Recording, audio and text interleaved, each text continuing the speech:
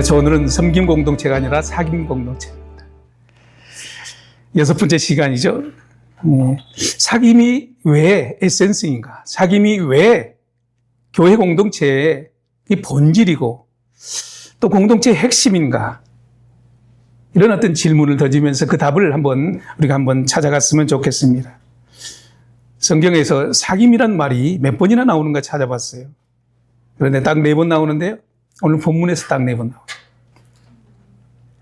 그러니까 사귐이란 말은 성경에서 그리 많이 사용되는 것은 아닌 것 같습니다. 그런데 사귐이 헬라어 원어는 무엇일까요? 우리가 잘 아는 코이노니아죠. 코이노니아는 너무 여러 모습으로 우리에게 번역되고 있잖아요. 친교, 또 교제, 교통, 또 연합, 또 오늘 본문 속에 사귐으로도 이 코이노니아가 이렇게 번역되고 있다는 것입니다. 그런 면에서 본다면은 우리나라 말이 우리 세종도양님이 얼마만큼 잘 만들었는가. 이 코이노니아를 우리말은 너무너무 구체적이고 또 명확하게 세분화해서 번역되고 있다는 것입니다. 그래서 오늘 우리가 이 우리말을 쓴다는 것은 얼마만큼 또 조상님께도 감사해야 되지 않을까 그런 지금 국어사전에서 제가 사귐이 무슨 뜻인가 한번 찾아봤어요. 그랬더니 서로 사귀어서 가까이 지낸다 이렇게 얘기하죠. 서로 사귀어서 가까이 지낸다. 여러분 곰곰이 생각해 보면 사귐이 무엇일까? 저는 이렇게 얘기하고 싶습니다. 믿음을 또 다른 말로 한다면 사귐이라고 얘기할 수 있지 않을까 그런 생각을 해보면 사귐이 깊어지면 뭐가 만들어지죠? 서로 신뢰가 만들어지죠. 그 신뢰는 꼭 그 관계가 믿음의 관계로 발전하는 것 아니겠습니까? 여러분 예수 그리스도의 십자가가 죄로 인해서 하나님과 단절됐던 사귐이 끊어졌던 우리에게 다시 한번 그 사귐을 회복하는 은혜의 십자가 아니겠습니까?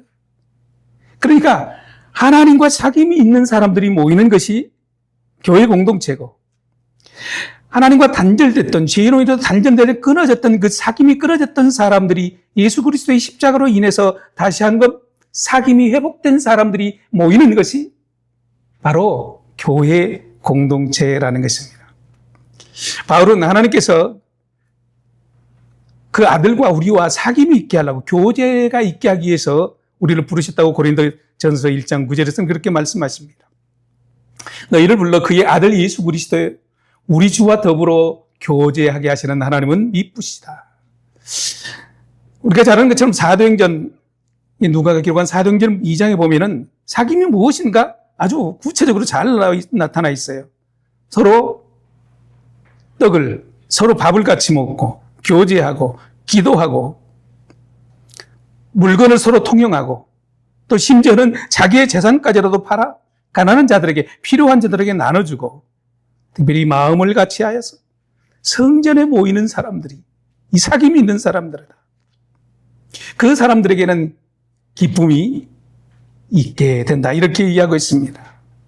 오늘 본문 말씀을 여러분들은 못 보셨겠지만 저는 본문을 연구하면서 1절부터 4절까지 우리라는 이 낱말, 우리라는 단어가 몇 번 반복되는 거 보세요. 집에 한번 찾아보세요. 9번. 1절부터 4절까지 우리라는 이 단어가 9번이나 반복됩니다. 요한일서 1장은 전체 10절로 되어 있습니다. 그런데 이 10절 가운데 우리라는 이 단어가 몇 번 사용되냐면 22번. 그러니까 반복된다는 것은 중요하다는 것이고 반복된다는 것은 강조하는 것이고 그런 의미 아니겠습니까?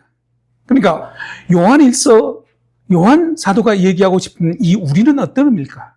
그러니까 얼마만큼 이 우리라는 단어가 우리는 너무너무 잘 알잖아요. 공동체의 의식 속에 우리 아버지, 우리 가족, 우리 집, 우리 교회, 우리 회사, 우리 동네, 우리나라 다 우리나라잖아요. 심지어는 우리 아내, 우리 남편. 그러니까 우리라는 것은 이 공동체의 의식을 정서적으로 아주 친밀한 유대감을, 소속감을 만들어낸다는 거죠. 영어에서는 우리 와이프 잘 안 쓰죠? our 와이프? 네. 말이 되는지 모르겠습니다. 잘 안 되는 거죠? My country, my home, my family 그런 거 아니겠어요? 왜 요한이 이렇게 우리라는 말을 강조했을까? 그 이유가 무엇일까? 그런 시대적으로, 역사적으로 돌아보면 어느 정도 이해가 된다는 것입니다. 1세기 후반에 이제 그때부터 유대교 회당과 이제 기독교 교회가 이제 갈라지기 시작합니다. 따로 모이기 시작하죠. 그러다 보니까 유대인들이 이 기독교 모임에 대해서 굉장히 해방을 하죠. 또 박해도 하고, 또 회의도 하고, 또 교회 안에는 이단 사상이 1세기 많이 들어와 있죠. 영만 선하고 육은 악한 거야. 그러면서 영주주의 사상이 교회 안에 들어와서 이제 복음을 변질시키는 그런 시대에, 특별히 정치적으로는 이 바울 사도가 또 베드로 사도가 순교를 당하게 되죠. 그리고 티투스라는 이 로마의 황제가 이제 내가 신이야. 전부 나를 신이라고 숭배해. 이렇게 이제 강요하고 압박하던 그 시기.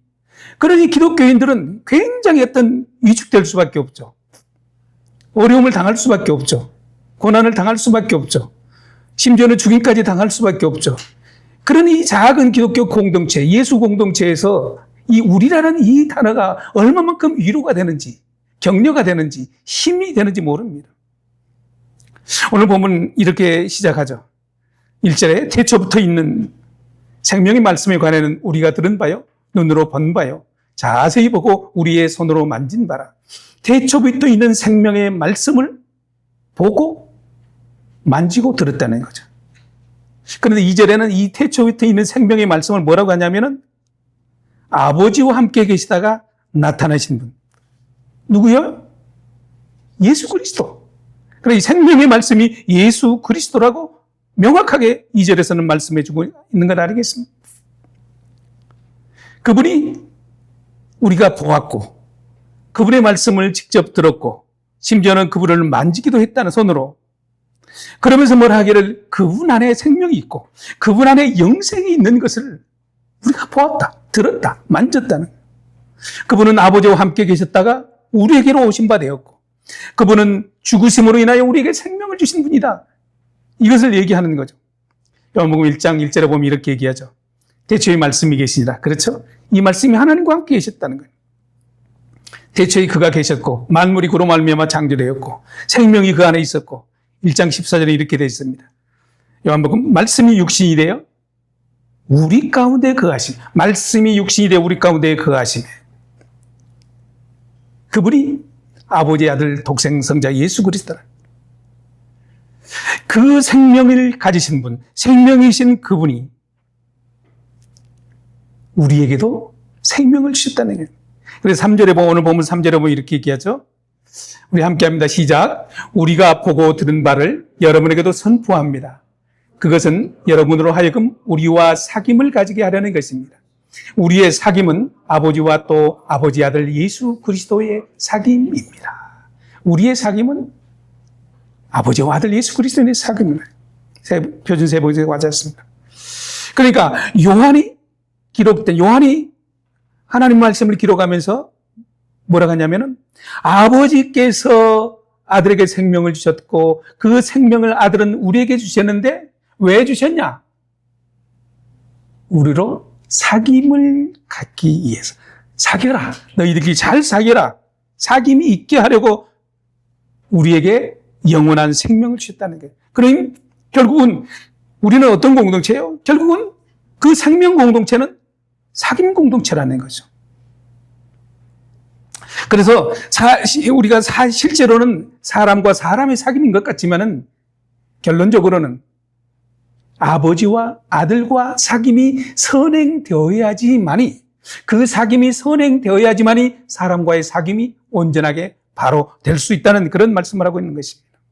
그렇기 때문에 아버지와의 사귐, 아들과의 사귐인 어떤 의미에서는 보이지 않는 신비적이고 은밀하고 비밀스러운 사귐 아니겠습니까? 여러분 예수 그리스도를 사귐에 있어서 우리가 뭐 표시가 납니까? 얼굴로 드러납니까? 그렇지 않아요. 우리의 사귐은 아버지와 나의 보이지 않는 영적인 사귐이고 더 나아가는 골방의 사귐이고 예배의 사귐 아니겠습니까? 그렇기 때문에 이 코이노니아에서 번역된 그 우리나라 말, 뭐 교제, 교통, 뭐 연합, 또 뭐 우정, 공유, 참여, 이렇게 번역된 모든 말들은 곰곰이 보면은 모두 오피셜한 단어입니다. 공적이고 공개적이고 더 나아가서는 단수보다는 복수적인 의미를 갖고 있다는 거죠. 그런데 여러분, 사귐은 그렇지 않아요. 사귐은 뭡니까? 아주 사적이고 또 어떤 면에서는 은밀하고 또 비밀스러운 뉘앙스를 가지고 있는 것이 사귐 아니겠습니까? 우리 청년 여러분, 젊은이들이 사귀면서 우리 사귀는 거야? 오늘부터 1일이야? 이렇게 사귀잖아요? 이 사귐은 둘만의 비밀이에요. 은밀한 관계예요. 비밀스러운 관계가 시작된다는 것입니다. 이 사귐 안에서는 다른 사람이 끼어들 수 있는 여지가 있어서는 안 돼요. 내일 가서 또 다른 사람 보고 우리 사귀는 거야? 1일이야? 이렇게 되면은 그 사귐은 깨지는 거죠. 있을 수 없는 사귐이죠. 그렇기 때문에 교회가 왜 사귐 공동체인가? 얘기했듯이 요한이 이 성경을, 요한 1서를 기록할 그 시대의 교회 공동체의 배경은 정말 우리라는 공동체 의식을 갖지 않고는 견뎌낼 수가 없다는 거예요. 생존의 위협을 받고 있다는 거예요. 그렇기 때문에 그 사귐은 은밀할 수밖에 없었고, 그 사귐은 피차의 희생과 헌신을 통해서 이루어지는 사귐이라는 거죠. 누가 어려움 당하면, 누가 고통 당하면 그 사귐으로 함께 나가는 거죠. 그렇기 때문에 그 시대를 살아가는 그리스도인들, 초기 교회 공동체 그리스도인들에게는 이 생명의 위험을 받고 있을 때 그들에게 사귐은 유일한 희망이었고 소망이었고 그들에게 유일한 기쁨이었던, 삶의 기쁨이었다는 것입니다. 그렇기 때문에 그들은 그 사귐 속에서 피차의 유대감을 갖고 우리라는 공동체 의식을 가지면서 동지애적인 사랑, 동지애적인 사귐, 이것이 그 시대에 그들에게 주었던, 그들이 누렸던 사귐이라는 의미죠. 그러면 우리가 충분히 이해할 수 있잖아요. 교회를 개척하고 나서 얼마 되지 않아서 이런 일이 있었어요. 그때 개척하고 나서 7, 8명이나 있었을까요? 그런데 어느 주일에 40대 초반 정도 보이는 부부하고 아이들 2명이 예배에 참석했어요. 그리고 예배 참석하고 이제 식사하라고 그래도 그냥 가겠다고 해서 가셔서, 보통 때처럼, 개척교회, 주일학교도 없는 교회의 아이들과 함께 정착하는 것은 참 어렵겠다 하는 마음으로 그렇게 또 연애 때처럼 보내드렸죠. 그런데 바로 다음날 알지 못하는 번호로부터 전화가 왔어요. 목사님 꼭 한 번만 만나고 잠시만 만나면 좋겠다고. 그래서 그냥 알겠다고 만났는데 그 형제였어요. 예배드리러 왔던. 그분이 잠시 교회 앞마당에서 만났는데 이렇게 흰 봉투에 이 100불짜리가 가득 담긴 봉투를 주면서 아이들이 있어서 교회에 정착하기는 힘들 것 같는데 하나님이 마음에 감동을 주셨다고, 얼마인지도 몰라요. 그런데 그것을 내 손에 쥐어주고 그냥 불이 나게 가요. 지금도 저는 그분이 누군지 몰라요. 이름도 몰라요. 또 성도 몰라요. 그런데 그 형제는 성령님이 마음에 감동을 주셨다는 거죠. 그분의 순종이 지금 우리 교회와 그분과의 보이지 않는 영적 그런 사귐이 이루어지는 거죠.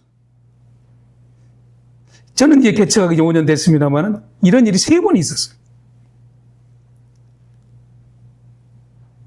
그래서 저는 소망하기를, 지금도 얼굴도 기억나지 않는 그분을 기억하면서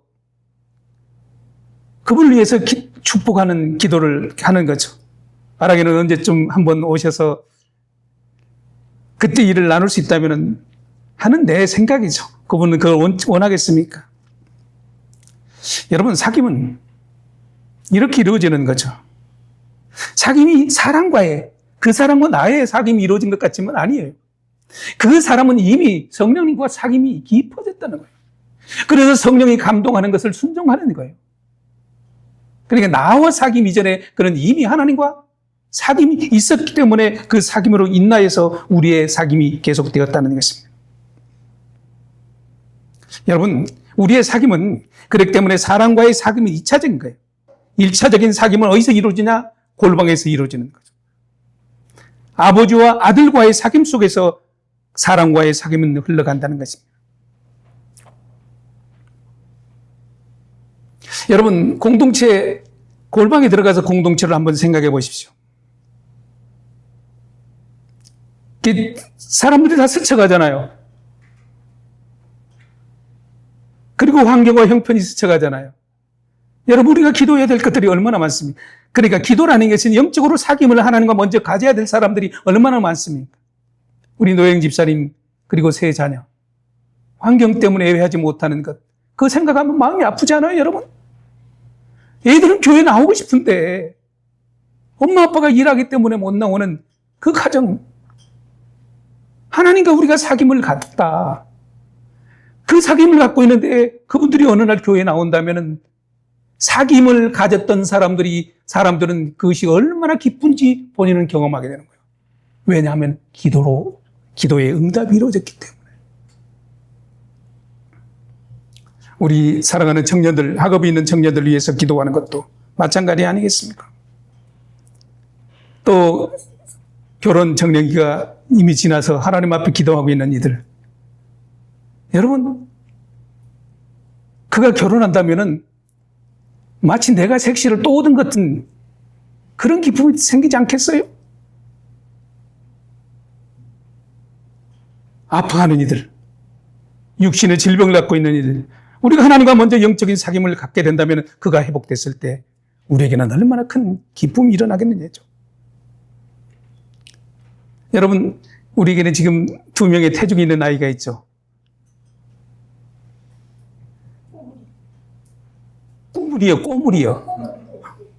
꼬물이. 또 삼뚱이. 뚱삼이야? 태명이 지금 꼬물이와 뚱삼이.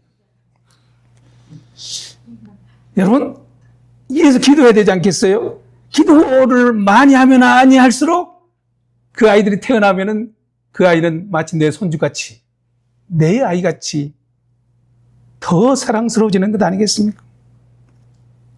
그렇습니다. 여러분, 이 사귐이 초기 기독교 교회가 유지할 수 있는 유일한 방법이었고 소망 아니었습니까? 여러분, 4절 한번 보시죠. 시작. 우리가 이것을 쓰면 우리의 기쁨이 충만하게 하려 함이라. 여러분, 오늘 본문이 어떻게 진행되는가 보실까요? 1절부터 4절인데 1절에서는 생명이신 하나님이 우리에게 생명을 주셨다는 거죠. 왜 주셨냐? 사귀라고.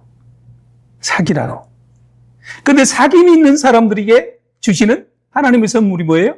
4절에 뭡니까? 기쁨이 충만하게 하는 거예요. 이렇게 흘러가는 거 아니겠습니까? 여러분, 우리 교회 공동체가 기쁨이 충만하려면 사귐이 있어야 돼요. 비밀한 사귐, 이 은밀한 사귐, 이것이 선행돼야 되는 거죠. 여러분, 사랑할 만한 사람만 사랑하는 것 사랑이겠습니까?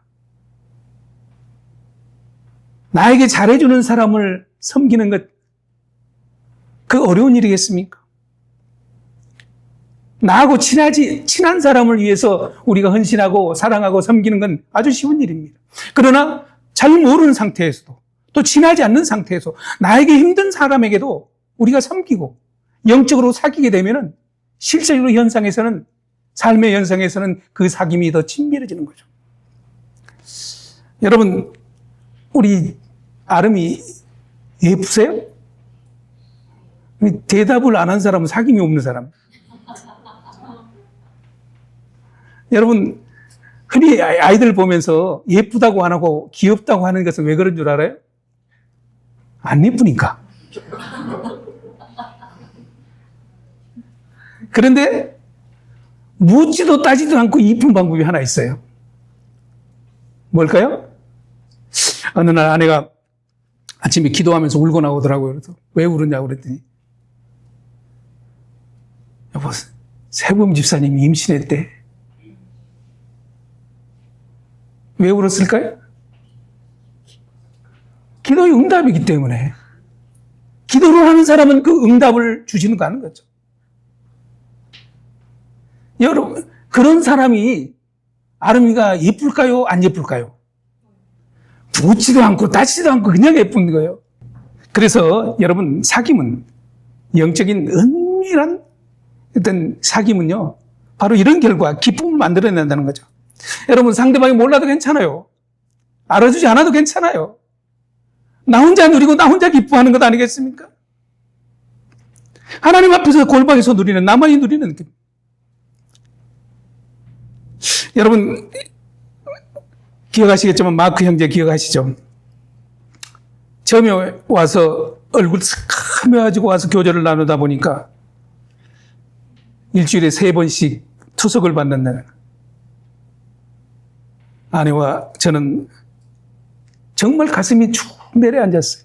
하나님, 힘도 없고 능도 없는 목회자의 또 작은 교회에 이런 형제를 보내주면 우리보다 어떻게 하라는 겁니까? 믿음의 능력이 있어야, 도울 능력이 있어야, 기도의 능력이 있어야 저를 치유하든지 돕든지 할 수 있는데, 우리같이 약한 공동체, 우리같이 연약한 목회자들이 함께하는 이 공동체, 하나님 어떻게 하는 말이에요? 만약 이 공동체 안에서 어려움을 당한다면 이 교회 공동체가 하나님의 영광을 어떻게 드러내겠습니까? 그는 가슴이 철렁함을 발견했어요. 그래서 기도할 수밖에 없잖아요. 이 젊은이. 그런데 어느 날 하나님께서 그에게 이식을 허락하셔서 건강을 회복시켜 주셨어요. 아내는 저와 그런 얘기를 나눴습니다. 아마도 제가 건강을 회복하면 새처럼 활활 날아갈 것이다. 우리 그때 너무 연연하지 말자. 여러분, 사도 요한이 오늘 본문 이 요한 1서를 기록한 하면서 우리를 초대하고 있습니다. 어디로 초대해? 사귐으로 초대하고 있습니다. 당신만의 비밀을 가지라는 것입니다. 너만의 비밀을 가지라는 것, 은밀한 사귐을 이루라는 것입니다. 마치 남녀가 비밀스럽게 서로 연애하듯이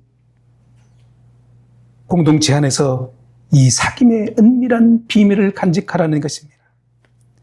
꼭 공동체만은 그럴까요? 가정 안에서는 안 필요할까요? 저 꼴 보기 싫은 남편, 뭐 그런 사람 없죠? 그런 사람 있다면은 사귐의 골방으로 들어가는 거예요. 사귐은 희생입니다. 사귐은 헌신입니다. 사귐은 자기 분이요. 사귐은 낮아지는 것이요. 사귐은 남을 나보다 낮게 여기는 거예요. 그렇지 않고 어떤 사귐이 이루어지겠습니까? 부부 사이도, 자녀들과의 사이도 마찬가지 아니겠습니까? 나만의 기쁨을 누릴 수 있는 사람은 나만의 비밀을 간직한 사람이고, 나만의 사귐을 가진 사람 아니겠습니까? 그 사람들은 얼굴만 보면 알아. 얼굴에서 표가 나. 왜? 그 속에 하나님이 생명이 있고 기쁨이 있기 때문에. 이게 사귐 아니겠습니까? 여러분, 누가 믿음의 사람입니까? 은밀한 비밀을 많이 가진 사람이 더 믿음의 사람이에요.